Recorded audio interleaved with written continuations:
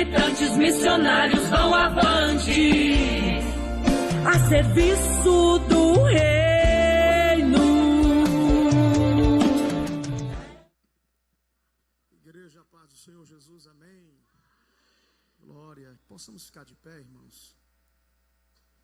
Eu gostaria que abrisse a sua Bíblia no livro de 2 Reis, capítulo 6. Enquanto vocês procuram, eu já quero aqui agradecer ao Senhor por esta oportunidade, louvar a Deus pela vida do reverendo Adão Santos, por entender o tempo de Deus na minha vida. A minha gratidão se estende a todo o militantes. Sei que tem muitos que estão aqui nos visitando pela primeira vez, assim como eu. Deus seja louvado por todos, os cantores, pregadores, aqui a nossa retaguarda. Estou aqui desde a abertura e como é bom sentir a graça de Deus aqui nesse lugar. Meus irmãos, você que trouxe sua Bíblia, 2 Reis, capítulo de número 6. Nós vamos ler a partir do verso de número 1. Quem encontrou, diga amém. Quem não achou, diga socorro. Aleluia. Todo mundo encontrou, né? Versículo de número 1, está escrito assim: E disseram os filhos dos profetas a Eliseu: Eis que o lugar em que habitamos diante da tua face é estreito demais para nós. Vamos, pois, até o Jordão, tomemos de lá cada um de nós uma viga, e façamo-nos ali um lugar para habitar. E disse ele: Ide. E disse um: Serve-te de ires com os teus servos. E disse: Eu irei. E foi com eles, e chegando eles ao Jordão, cortaram madeira. Todos juntos? Cortaram. E sucedeu que, derrubando um deles um tronco, o ferro caiu na água. E ele exclamou: Ai, meu Senhor! Era emprestado. E disse o homem de Deus: Onde caiu? E, amostrando-lhe o lugar, cortou um tronco e lançou ali e fez flutuar o ferro.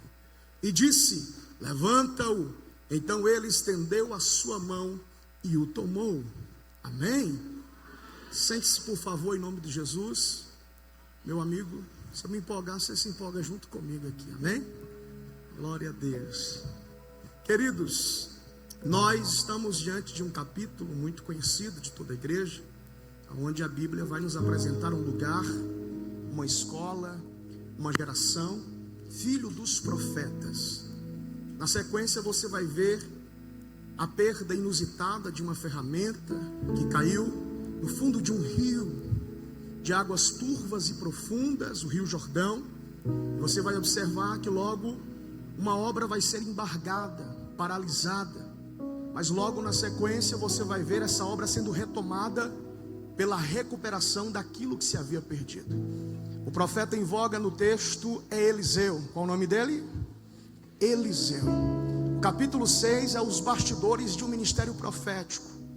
A Bíblia vai revelar para nós que Eliseu não é nada mais e nada menos do que a extensão do ministério de Elias, o prolongamento do ministério de Elias.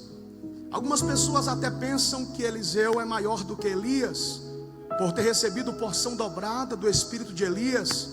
Mas eu aprendi que no reino de Deus não existe ninguém maior do que ninguém.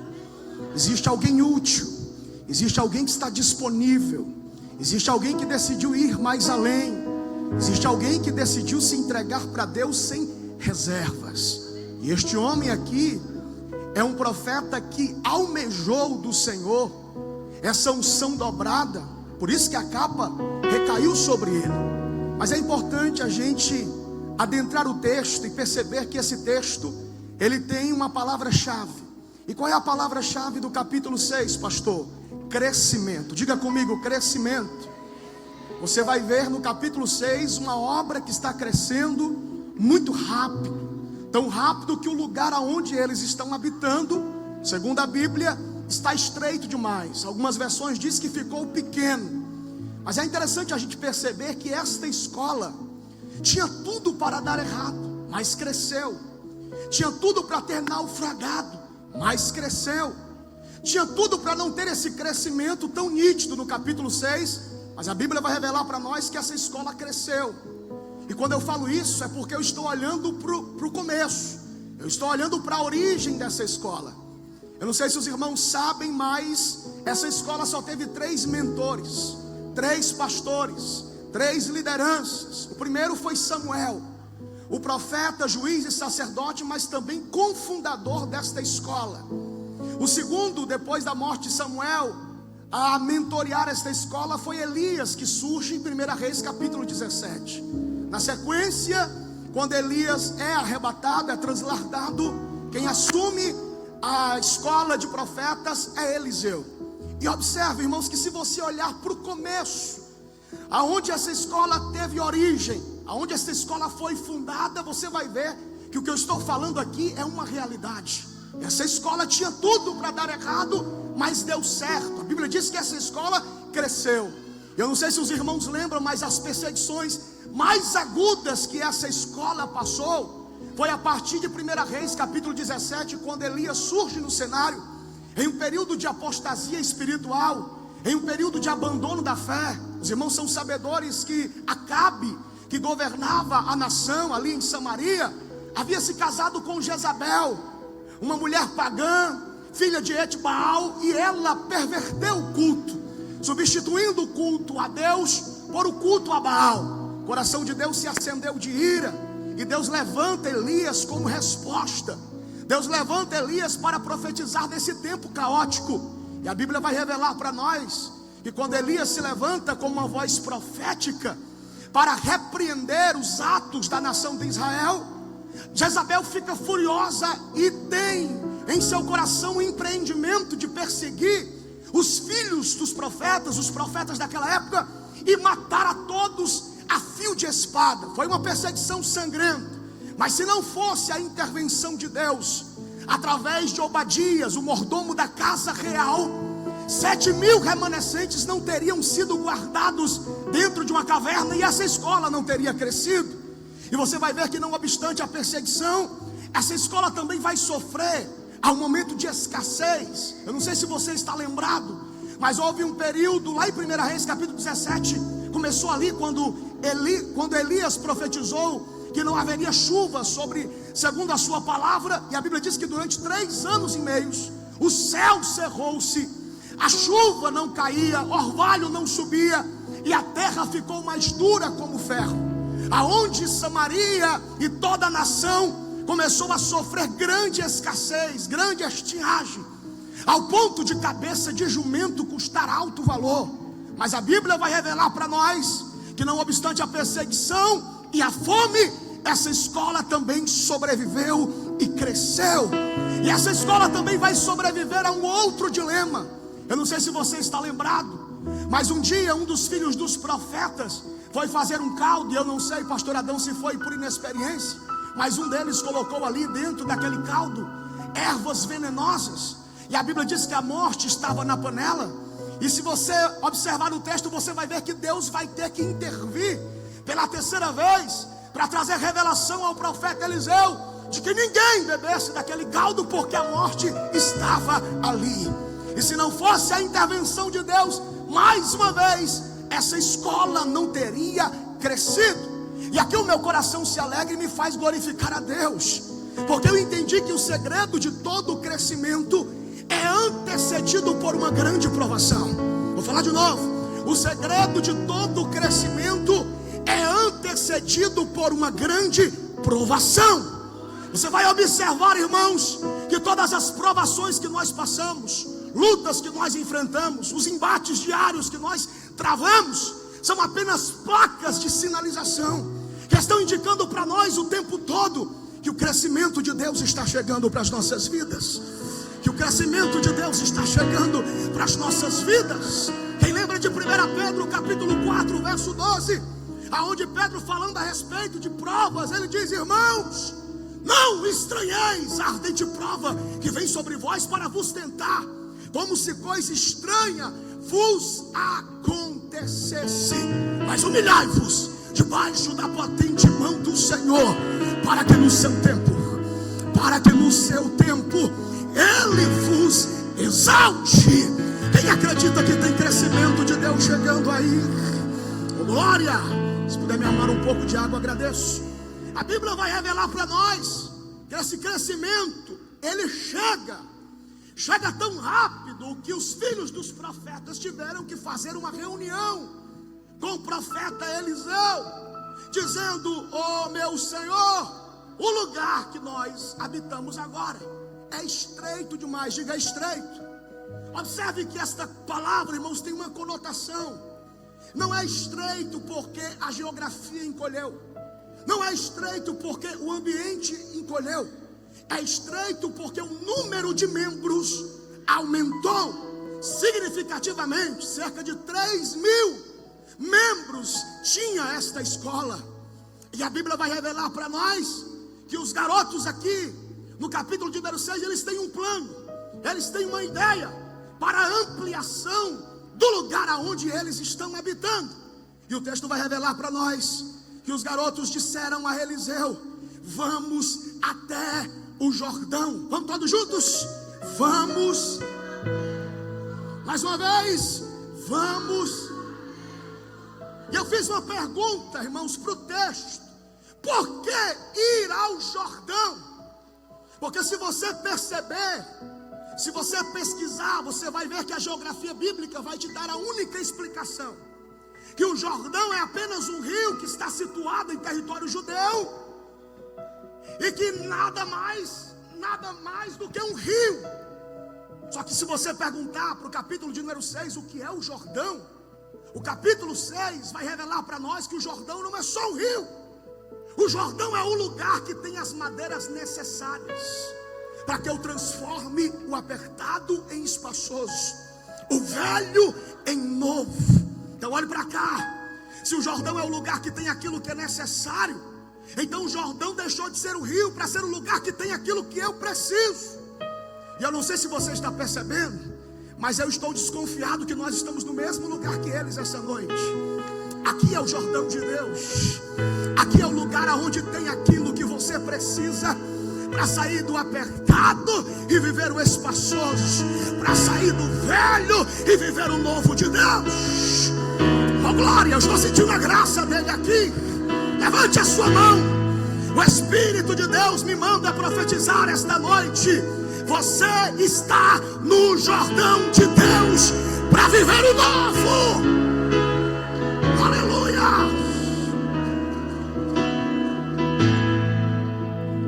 Vamos até o Jordão.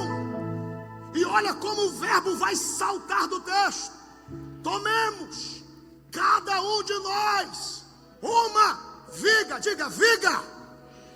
Você sabe que nós estamos numa aplicação profética. Se o Jordão aqui é o lugar que tem aquilo que eu preciso, a viga no texto representa peso. Porque quando a Bíblia fala de viga, a Bíblia não está falando de um galho. A Bíblia está falando da espessura mais grossa da árvore, o tronco. A Bíblia está falando de algo pesado. E olha que interessante: tomemos cada um de nós um tronco, uma viga. Observe que se o Jordão é o lugar que tem aquilo que eu preciso, essa viga no texto representa peso. Representa o que, igreja? E por que representa peso, pastor? Porque ninguém vai viver o extraordinário de Deus carregando pena. Vou falar de novo: ninguém vai viver o extraordinário de Deus carregando pena. Quer viver o extraordinário de Deus? Então olha para a pessoa que está do teu lado e diz para ela: aprenda a lidar com os pesos. Só para você fazer um download, porque eu sei que tem gente ligado aqui. Foi Cristo que falou: quem quiser vir após mim, negue-se a si mesmo, tome sobre si o seu peso, a sua cruz, e siga-me. Pastor Adão Santos, eu não creio nesse evangelho light. Eu não creio nesse evangelho da hipergraça, onde o camarada faz o que quer, vive do jeito que quer e a vida não muda. Não, eu não creio nesse evangelho. A santidade é pesado, mas ainda funciona. Orar é pesado, mas ainda funciona. Consagrar é pesado, mas ainda funciona. Levante a sua mão. Eu prego para uma geração que aprendeu a carregar peso. Oh glória, oh glória, oh glória. Vamos até o Jordão. Tomemos de lá cada um de nós uma viga. E a Bíblia diz: e façamos ali um lugar para habitar. Observe o outro verbo, façamos, conjugado no plural. A língua portuguesa traz uma conotação para nós, de que quando eles usam essa expressão façamos, pastor Adão Santos, eles não querem fazer um outro lugar, eles querem fazer um novo lugar, no mesmo lugar. Eu não sei se vai dar para você pegar isso aqui, mas quem muda de lugar é porque não teve poder para mudar o lugar. Vou falar de novo. Quem muda de lugar é porque não teve poder para mudar o lugar. Olha para alguém do teu lado e diz para ele: não mude de igreja. Receba autoridade para mudar a realidade da sua igreja. Virou moda hoje também mudar de família. Pregadores, 2, 3, 4, 5 casamentos. Não mude de família. Receba autoridade para mudar a realidade da sua família. Receba autoridade para mudar o lugar. Receba autoridade para mudar o lugar. Aqui é militantes, não é proibido da glória. Você não está no velório, você está no ambiente pentecostal. O Jordão de Deus está aqui. Mergulha, mergulha, mergulha, mergulha, mergulha.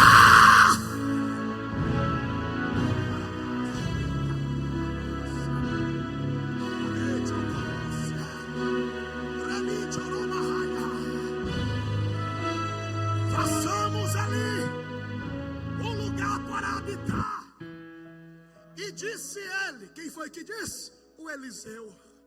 Gostei do plano, gostei da ideia, projeto bom, pois ide. Observe essa expressão, ide. Só existe 2 homens na Bíblia que usaram essa mesma expressão. O primeiro está no Antigo Testamento, o nome dele Eliseu. Agora observe que esse ide de Eliseu aqui é um ide de autorização. É como se ele estivesse assinando a carta, dizendo: vai, eu autorizo. Gostei do plano, gostei da ideia. O segundo homem na Bíblia a usar a expressão ide é maior do que Eliseu, é maior do que os profetas, é maior do que a lei. Eu não sei se você vai dar glória, mas ele diz: ide, pregai o evangelho a toda criatura da terra, batizando em nome do Pai, do Filho e do Espírito Santo. Só que tem um detalhe: se o ide de Eliseu é de autorização, o ide de Jesus é de quê, pastor? O ide de Jesus é uma ordem imperativa. Ele não está dizendo por obséquio, por favor. Ele está dizendo ide, é uma ordem. Só que o ide de Eliseu é de uma autorização. Só que quando eu li o capítulo de número 6, eu descobri que os profetas no Antigo Testamento, eles eram a representação do próprio Deus. Os profetas do Antigo Testamento não eram como esses profetas Nutella de hoje em dia, não, irmãos. Os profetas do Antigo Testamento, eles representavam o próprio Deus. Observe que mesmo Eliseu autorizando para eles irem, o texto diz, aleluia, que Eliseu, que o texto diz que um dos serventes que está ali na sala, ele diz assim: Senhor, serve-te de ires conosco. Ou seja, Eliseu autorizou, mas eles não saem da sala. Eliseu autorizou, mas eles querem Eliseu envolvidos no projeto. Eles não querem ir sozinhos, porque o profeta era a representação do próprio Deus. Quem lembra de 1 Samuel capítulo 16? Quando Samuel chegou em Belém, a Bíblia diz que os homens temeram a presença de Samuel, porque todas as vezes que o profeta chegava, as pessoas diziam: é Deus chegando. O respaldo era que Deus estava chegando, o respaldo era que Deus estava falando. Aí os homens disseram: é de paz a tua vinda. E Samuel disse: é de paz a minha vida. Lembra da viúva da sunamita, que está em casa e de repente ela vai ativar uma das válvulas de conexão. Não sei se pela porta ou pela janela, mas ela está olhando para fora e ela observa que tem alguém passando e ela diz: meu bem, vem cá.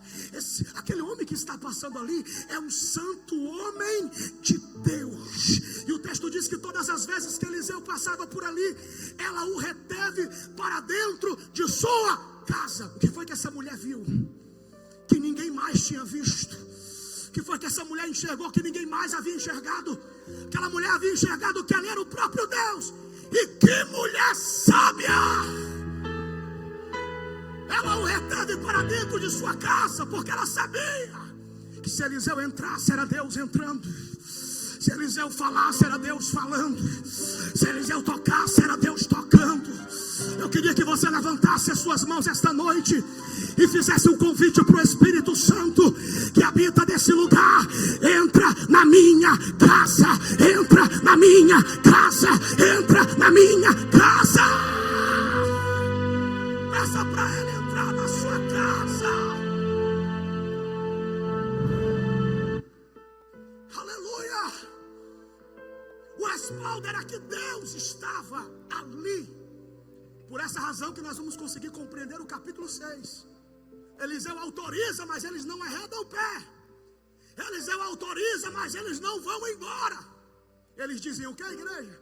Serve-te de ires conosco.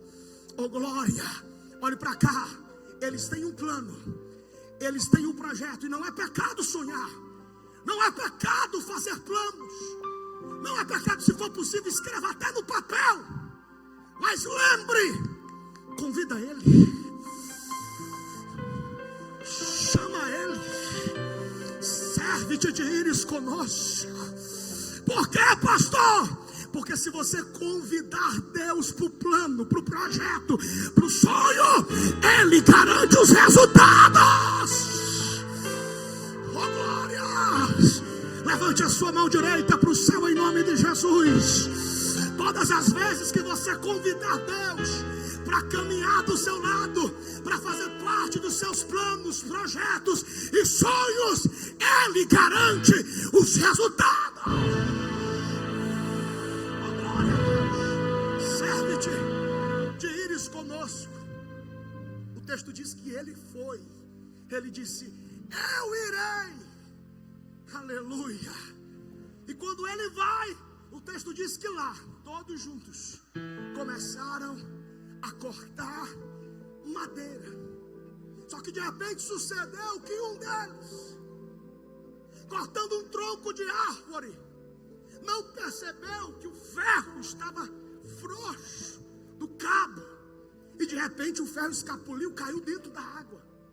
Aí o texto diz que esse personagem aqui, que está anônimo no texto, à beira do rio, vai clamar dizendo: ai meu Senhor, era emprestado. Diga assim: glória a Deus, que era emprestado. Por quê, pastor? Porque se é emprestado, o texto está nos dando a informação de que esse ferro, de que esse machado tinha dono. Oh, aleluia. Pastor, e qual é a revelação aqui, irmãos? Nós estamos falando de um texto que tem 3.500 anos de idade. Era do ferro.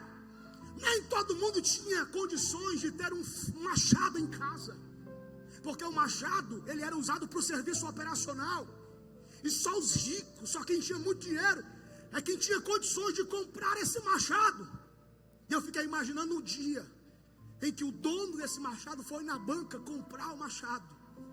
Quando ele chega lá, peça única, ele pergunta para o comerciante, diz: quanto é o machado? E alguém diz para ele: rapaz, é muito caro, peça única, alto valor. Mas olhe para cá, esse homem tem muito dinheiro, não importa se a dívida é muito alta, ele paga. Se for impagável, não tem problema, ele paga do mesmo jeito. Eu não sei se você está percebendo, mas os espirituais já deu para entender que eu não estou falando só de um machado, eu estou falando aqui de alguém, aleluia, que estava perdido, mas foi comprado. E não foi por ouro e nem prata, mas foi o sangue de um nazareno chamado Cristo Jesus, que pagou o preço, pegou a cédula de culpa e cravou na cruz. Oh glória, oh glória, oh glória a Deus. E olhe para cá, porque todas as vezes que nós lemos essa história, a gente percebe que é normal de alguns oradores olharem para o episódio onde esse machado caiu. Mas a gente sabe que o versículo anterior, a queda desse machado, a Bíblia vai revelar para nós que esse machado estava operante. Ele estava cortando madeira, ele estava derrubando desafios. Aleluia, e olhe para cá. Você deve estar entendendo que existe alguém que você já conheceu, ou que você conhece, talvez esteja até aqui entre nós esta noite, que talvez já não esteja mais sendo usado em sua função, perdeu a credibilidade por conta de uma queda.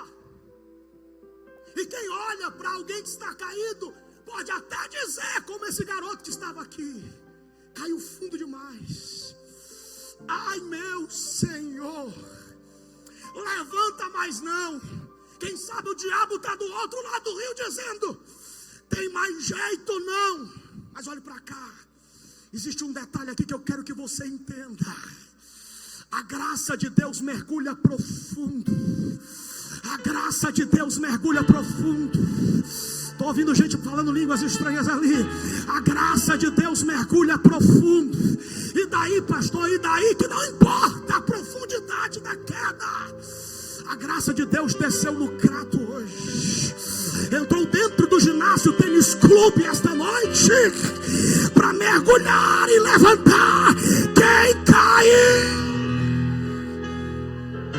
Você desiste de quem caiu, mas a minha Bíblia revela que o Espírito Santo não desiste não. O justo pode cair até 7 vezes, mas todas as vezes que ele caiu, o texto diz, Deus o levantará novamente. Deus o erguerá novamente. Caiu profundo demais, mas o diabo se esqueceu que os braços da misericórdia é longo. E ele vai mergulhar. Ele vai mergulhar.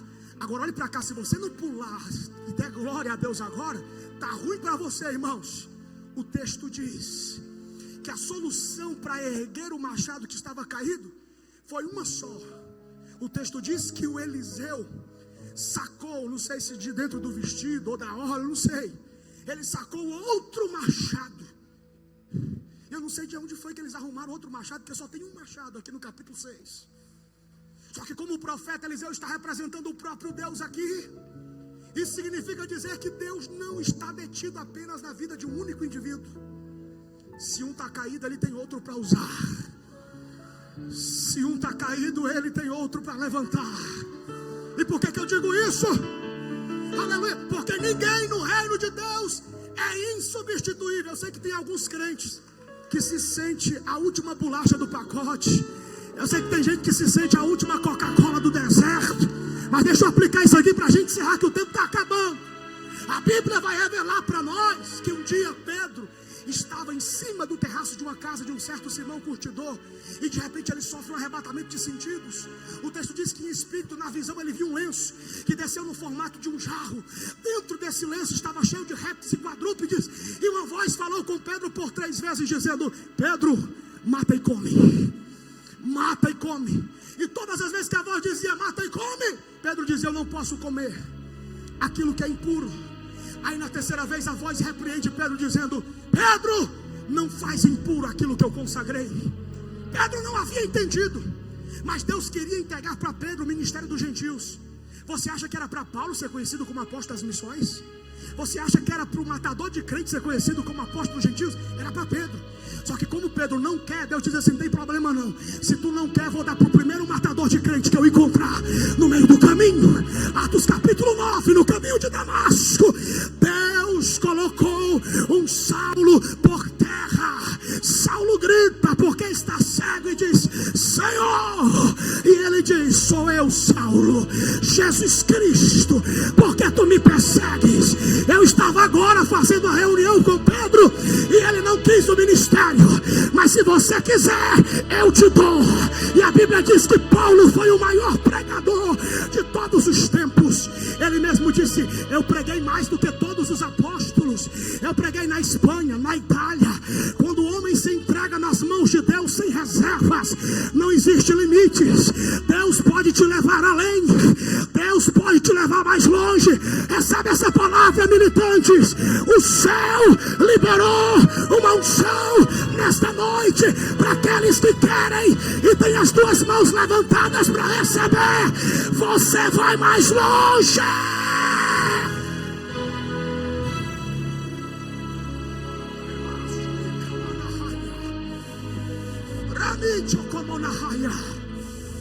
Lá vai o Eliseu, pegou o machado, cortou o tronco. Diga: cortou o tronco. Algumas traduções: cortou o pau, cortou o madeiro. Diga: madeiro. Cortou o madeiro. E olha o que ele fez, Miqueias. Cortou o madeiro, pesado, tá? Não é um galho, não, é um pau. Colocou nas costas. Saiu caminhando assim, ó. Isso te lembra alguém? Aleluia. Carregando madeiro nas costas. Lembra ou não lembra? Ah, você não está aqui não. Aleluia. Carregando. Porque o Eliseu disse: a solução está no madeiro. E pegou o madeiro, jogou na água. E o ferro que estava caído começou a fazer isso aqui, ó. Começou a flutuar. Oh, glória a Deus.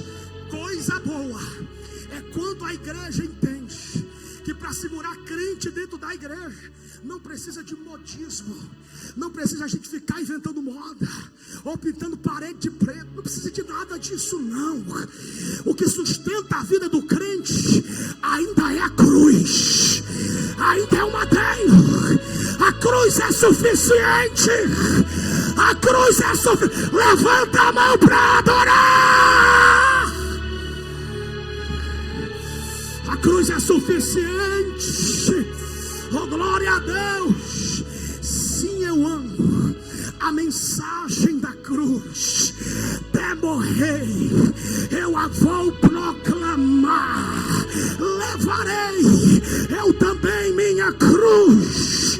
Aleluia. Foi na cruz que um dia eu vi meus pecados castigados em Jesus Cristo de Nazaré. Tem algum pentecostal esta noite? É pela cruz, é pela cruz, é pela cruz, é pela cruz.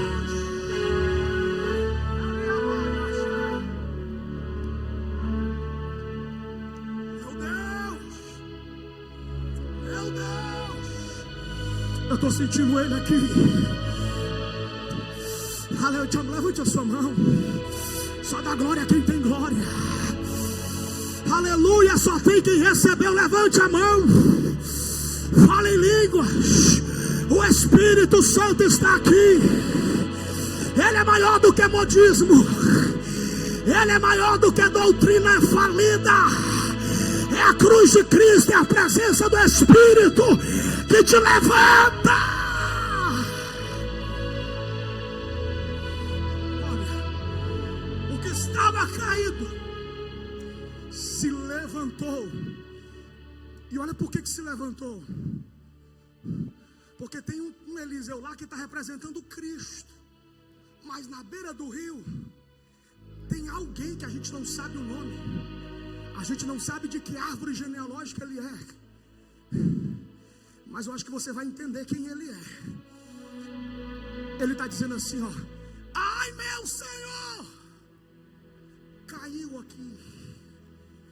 Levanta ele. Vê se isso aqui não parece um clamor, uma intercessão.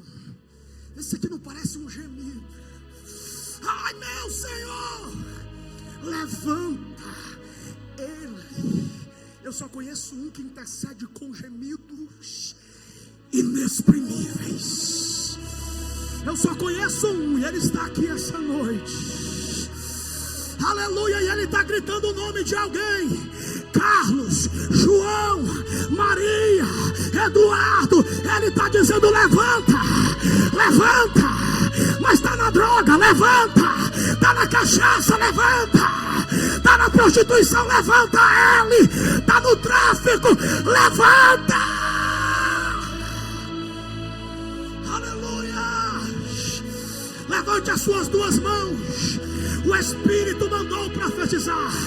Tem alguém na sua casa que está caído, que está nas drogas, que está na prostituição, e o céu está dizendo esta noite: eu vou levantar, eu vou levantar, eu vou levantar. Levante a mão, agarra o ombro da pessoa que está do teu lado, agarra aí, chacoalha ele aí até para ver se ele acorda, irmão. Ele está no militante. Aleluia. Diz para ele: Deus vai levantar, vai voltar a pregar, vai voltar a cantar, vai voltar a profetizar, vai voltar a falar em línguas, vai voltar a evangelizar. Quem pega, vai voltar a fazer a obra, vai voltar a servir a igreja, vai voltar a servir a família, vai voltar, vai voltar. Não é homem que está falando, é o Espírito Santo que prega na minha boca esta noite, dizendo: vai voltar, vai. Meu Deus, tem gente de pé aqui. Vai voltar, vai voltar.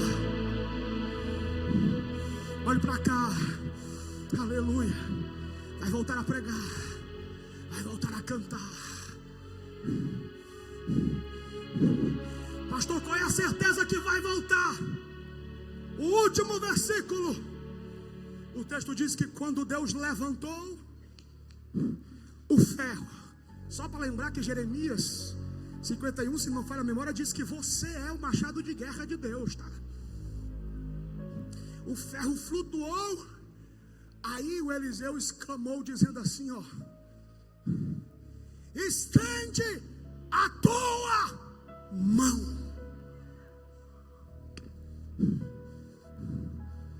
Lembra de Isaías 59? O que está escrito em Isaías 59? Verso 1: a mão do Senhor não está encolhida para que não possa salvar, nem os seus ouvidos agravados. Se não fosse a mão dele, você não estaria aqui esta noite. Se não fosse a mão dele, pastor Éden não estaria pregando aqui essa noite. Se não fosse a mão de Deus, o Militantes não estaria aqui esta noite. É a mão, é a mão, aquela mesma mão que se levantou no meio da tempestade, aleluia, quando ele gritou dizendo: vento, cala-te, mar, aquieta-te. É aquela mesma mão, é a mão dele que te levanta, que te restaura, que te sara. Levante a sua mão. Não é você essa noite que vai segurar pela mão dele, porque se você segurar pela mão dele, você vai soltar porque você é fraco. Mas é a mão dele que vai segurar pela tua mão esta noite, e o Senhor não vai soltar, porque ele é forte, ele é forte, ele é forte, ele é forte, ele é forte, ele é forte. Quem lembra de Josué e o povo dando voltas em redor das muralhas de Jericó? Quem lembra? 13 voltas, a cada 6 dias uma volta, no 7º dia 7 voltas, 7 com 6, 13 voltas. Só que a história diz que o povo estava desfalecendo no meio do caminho, porque a quilometragem para dar uma volta completa ao redor das muralhas de Jericó era grande demais. As crianças desfaleciam, os velhos desfaleciam. Mas a Bíblia diz que foi nessa hora que o Senhor falou com Josué, dizendo assim: Josué, diga para os mais fortes segurar na mão daqueles que são mais fracos. E quem não tinha força começou a caminhar. Quem estava cansado começou a caminhar. Levante as suas duas mãos lá em cima. E eu entrego a oportunidade esta noite. O céu está segurando pela tua mão. Abre a tua boca para adorar. Militantes missionários vão avante, a serviço do